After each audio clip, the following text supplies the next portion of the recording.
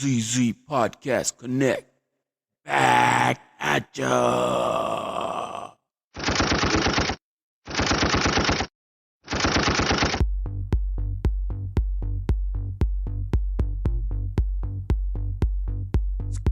In still my sin.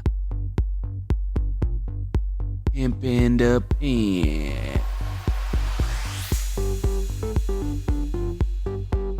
Locked and loaded. Full clip.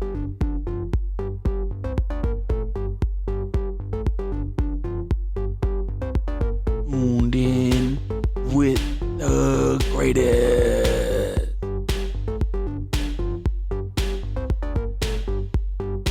ZZ Podcast Connect. Back at ya.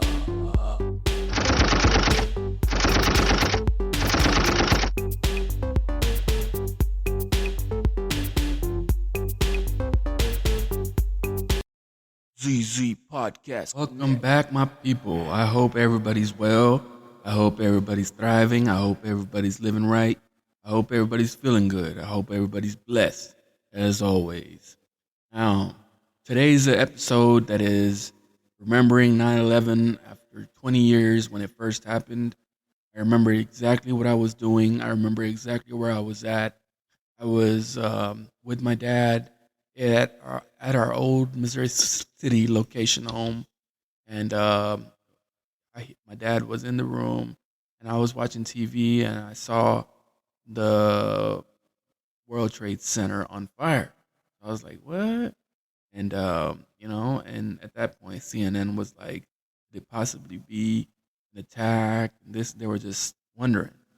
And out of nowhere, I saw with my own eyes, live on TV, plane go crashing into a building in front of my eyes for the first time in my life. And I didn't know what to think. I had no idea what to think. I mean, there was a plane, there was a building already smoking. Obviously, something happened, fire, bomb, something. But then I saw a plane, and then for a minute there, I was like, what?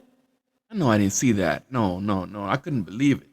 But then whenever I heard the anchors confirm it, man, I was shocked. I was shocked at what was happening. I mean, life was just getting real for me. I was about to finish high school and trying to get myself ready to go out in the world and, you know, get adjusted with college and living on my own and all of that. And this happened. And quite frankly, this kind of dumbed me down for another 10 years. I, I didn't want to leave home. I was going to Hawaii. I went to Hawaii. I came back 2 weeks later, like after welcome week, really, and it was just like I gave up my scholarship and I blamed it on being homesick and all of that. But now that I reflect back, I can honestly say like the world seemed like a very scary place. I mean, things just went on, but America wasn't the same anymore. The world wasn't the same anymore. The world was on the edge. Americans were on the edge. I was on the edge. Everybody was on the edge. And really, it was a surreal thing to accept. And as the war went on, one year after another, one war after another, and we have to remember, George Bush was in charge. Um, that time. He was first term president, and 10 years later, reports came out of his interview, and he himself said, "I didn't know what to do. I had no plan." And then he also said he had intelligence reports probably 5 days earlier saying attack from Bin Laden imminent, and he just passed it up. And then when it finally happened, he openly admitted that, okay, now we have a job to do. Now he had a job to do. Not when he was already president and he had intel from the CIA telling him that an attack from bin Laden is imminent. Come on, man. Come on, man. This is, you know, we tend to put so much expectations on presidents, so much idealism. The founding fathers, they pulled off beating England. You know, they were something else, obviously.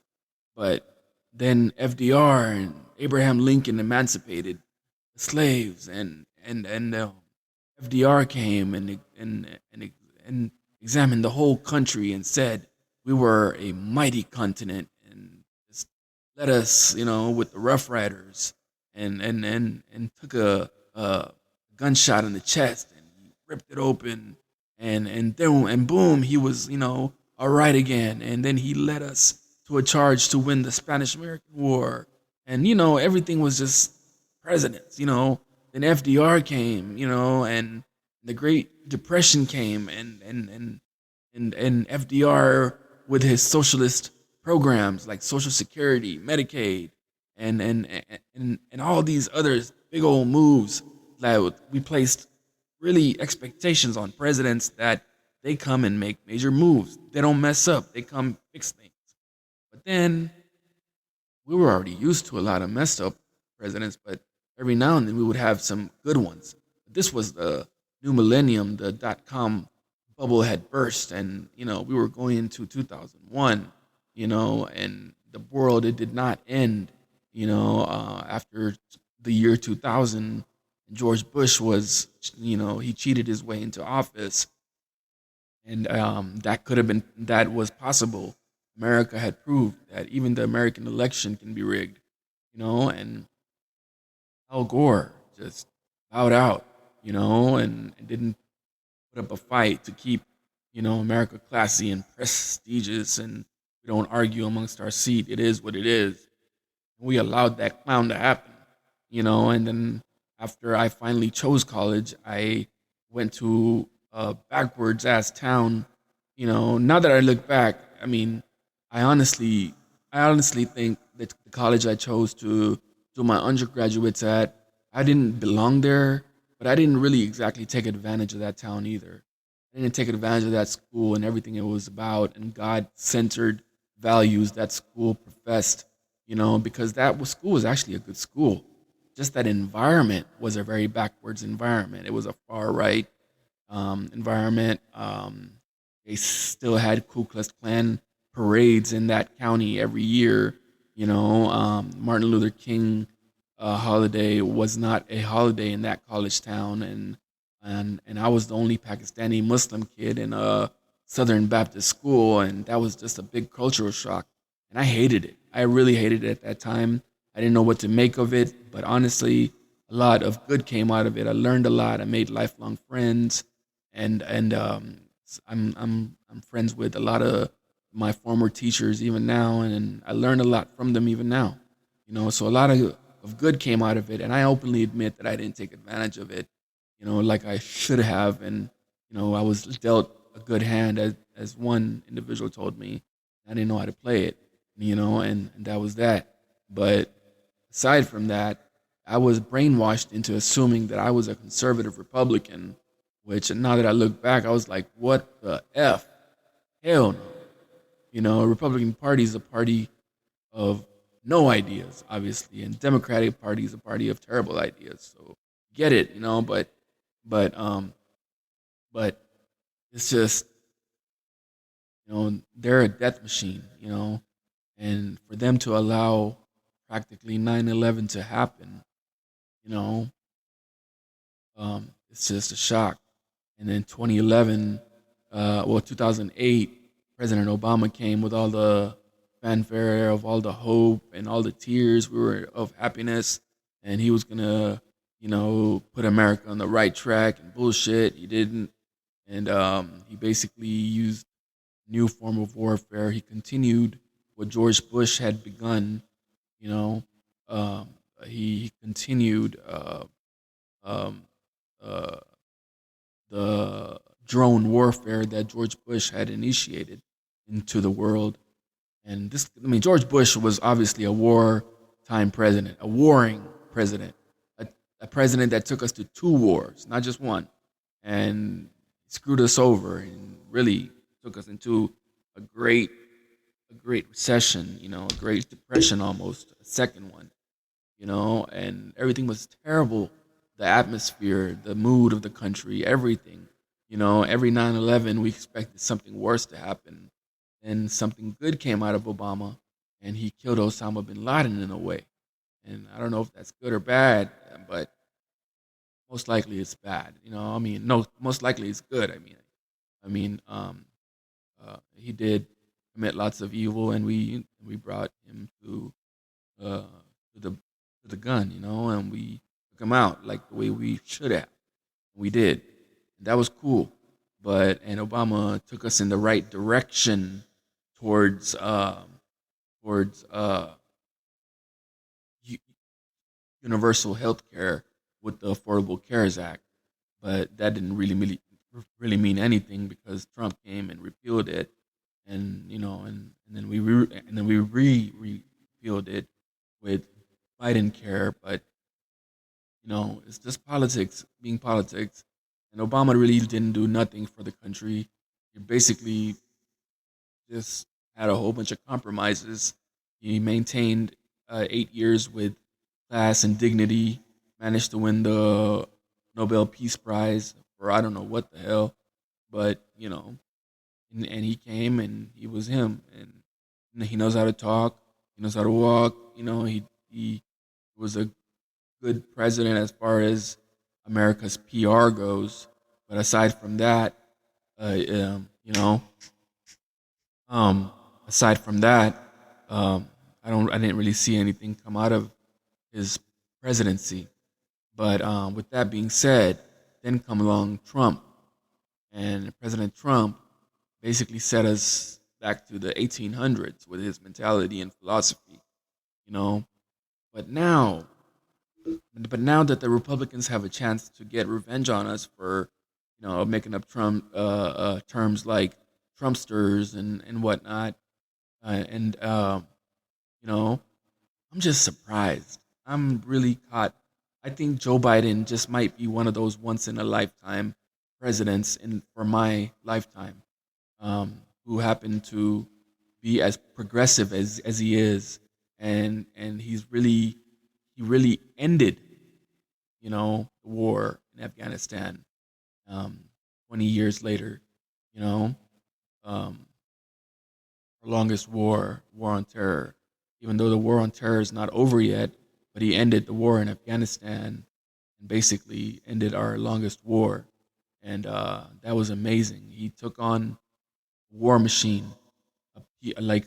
America is a war machine.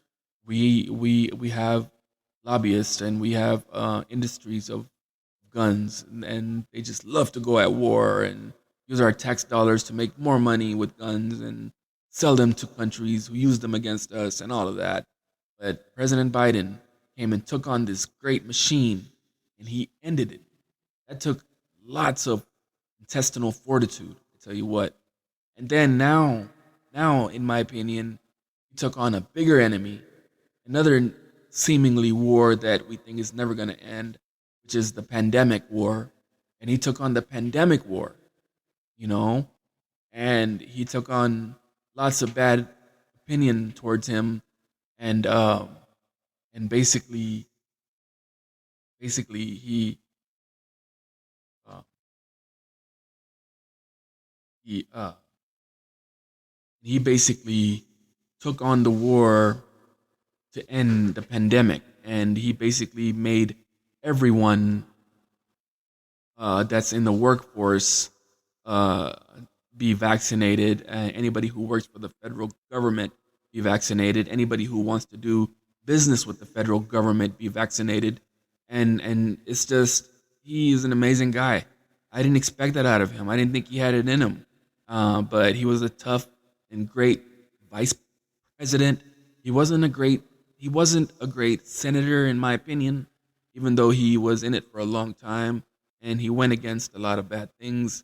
And but as a president, man, he's doing an amazing job. No matter what you have to say against him, call him a creeper or whatever, but he is leading by example.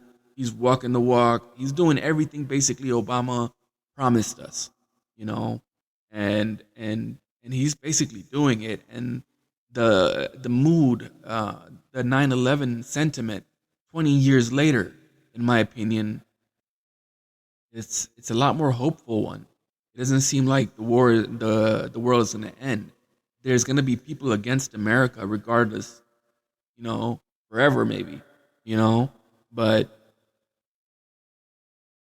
it doesn't feel like we have to worry about an attack, you know.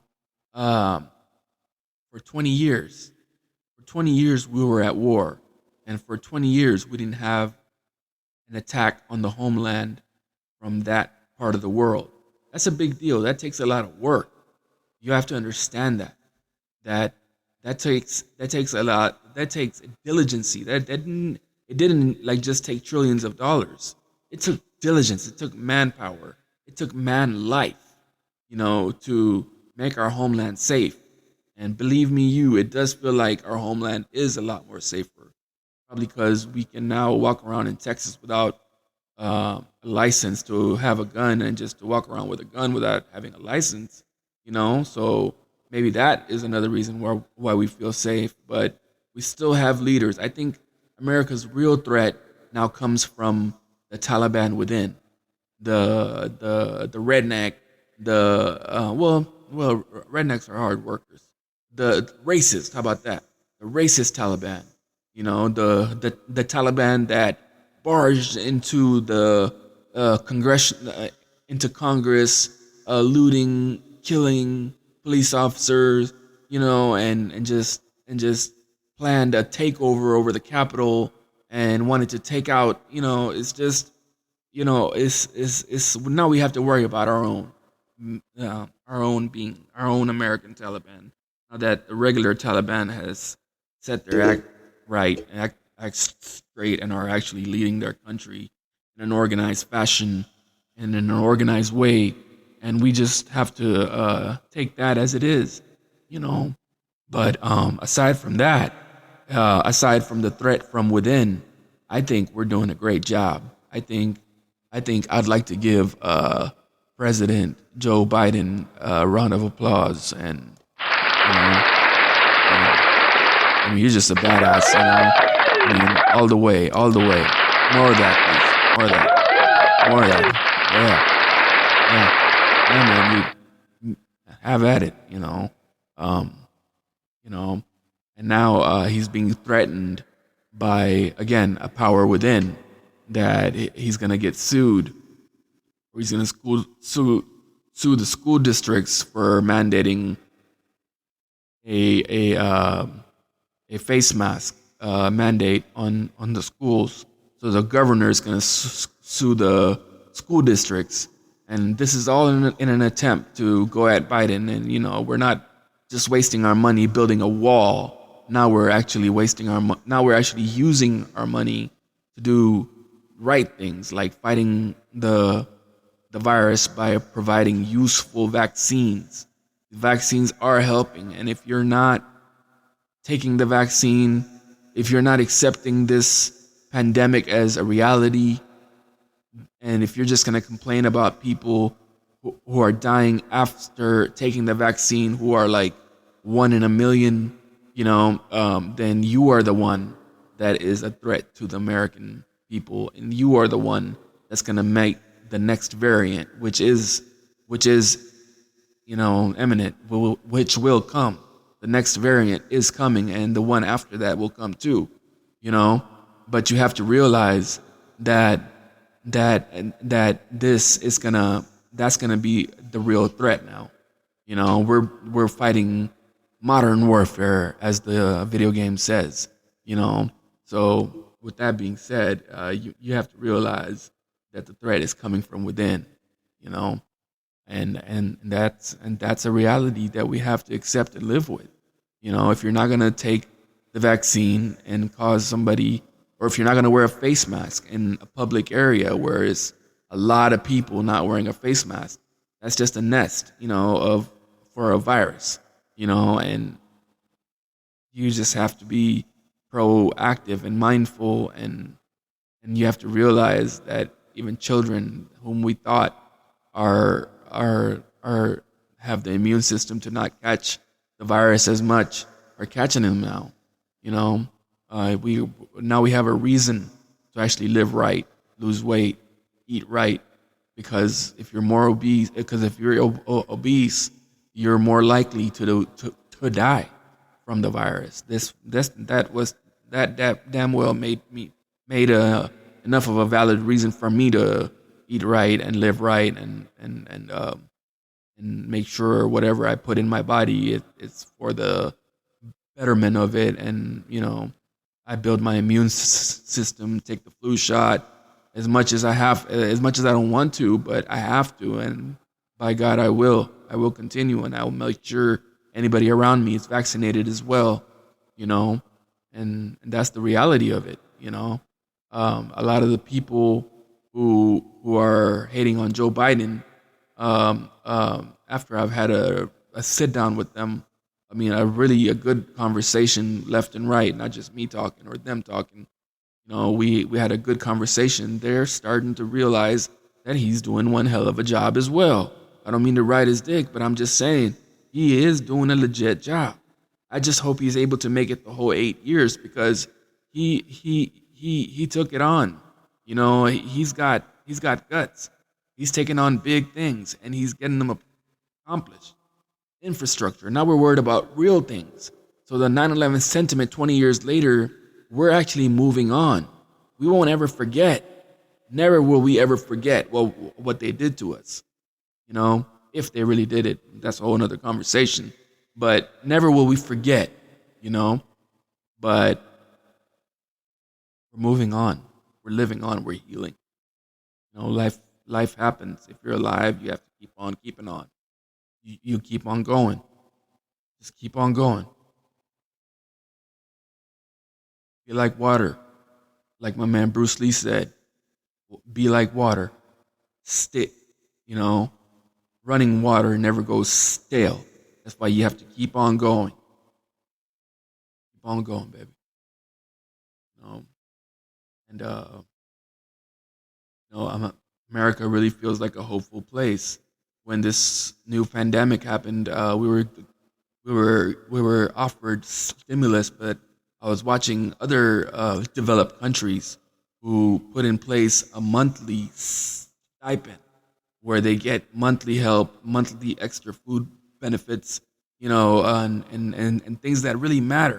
And I was comparing that to us, the richest country to ever exist, and us not doing that. But then Joe Biden coming along and really cheering on for the average, blue collar family. He's not putting life or profits over life. He's actually putting life over profits, and I don't see us going into a recession and the economy is good. If you want a job, right now you can find a job no matter who you are at whatever level. There's a job out there for you. There's jobs out there. If you really want one, you can find one without hard work either. You can find a good job, and it doesn't have to be McDonald's either. You can find a good job out there. That's a legit thing. I should practice what I preach, but I don't want to have a boss, and I make my own way, and I'd rather work independently than work under somebody. That's just my philosophy, And that being said, you have to realize that the country is in a good motion. When 9/11 happened, the stock market also crashed. By the time George Bush Jr. left office, the country was in a downfall. I'm talking about we were shitty. Suicide rates were high, not just for veterans. The morale for the troops is also higher now. People have health care. People have money in their pockets. People are shopping. People are spending money.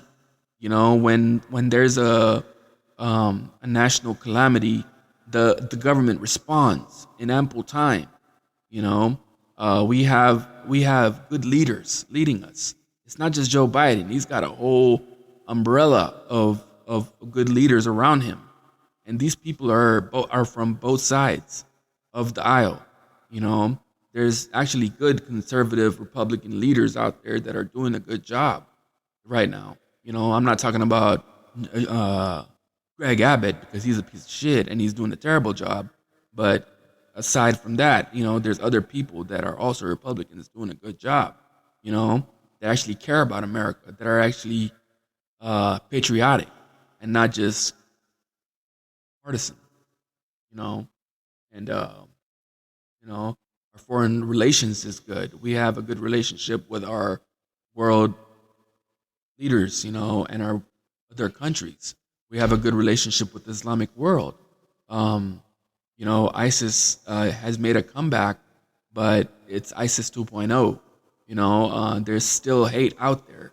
There's still evil out there, but it's in check. You know, technology has advanced. America has advanced. America has moved forward. America has risen up. America has America is as resilient as ever, and I have hope in this country. I have love for this country. My revolution, my fight is out of love for this country. You know, and that's the reality of the matter.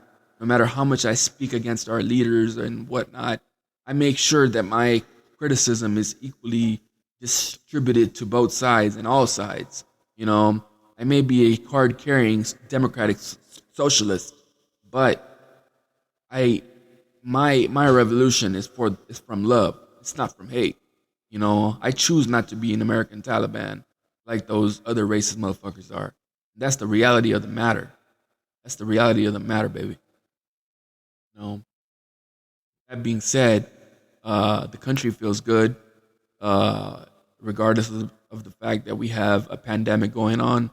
After 20 years later, after 9/11, I see our country healing. A few years ago, I got to stay right in front of the World Trade Center where it used to be, and I saw um, the monument, and it's just people are going there, and people are going there as one, and not out of hate.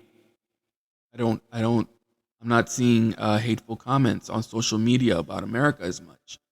There's still haters out there, but trust me, they want to come here. They want to be here. They may hate on America, but I bet you they want to be here. 'Cause I sure as hell do. This is a great place to live and raise a family. Damn right. This is the land of the free, home of the brave. You know, um, things are going well. You know, and you have to acknowledge that. Because if you're not going to acknowledge what's going, if you're gonna only acknowledge the negative and not the positive as well, then you're just a piece of shit. Real talk. You know, and you have to realize that you have to be open minded about this. You have to live and let live. You know, that's that. With that being said, I hope you enjoyed the show. This was a shorter episode, but half an hour, not too bad. But America feels good, man. You know, and take care of her, love her, nurture her. You know, because this is our home. We're not going anywhere. You know, um, doesn't matter what faith you believe in. We all believe in goodness. All faith teaches good. There are hateful elements out there, but we're not gonna worry about them. We're just gonna keep an eye on them and keep doing us. Keep on keeping on, baby. Keep on keeping on. That's what it is. I hope you enjoyed the show. Zay Ahmed checking out. God bless. One love. Take care. Live and let live. ZZ Podcast Connect. Back at ya.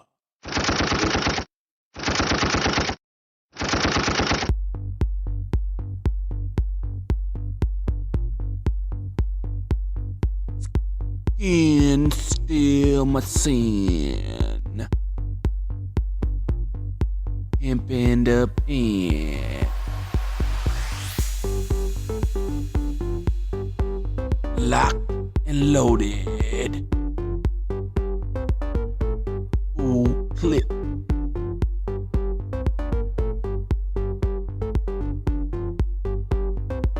Tuned in with the greatest.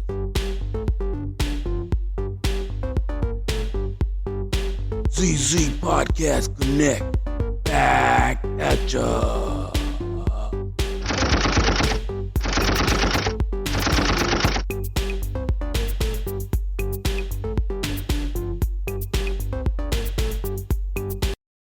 ZZ.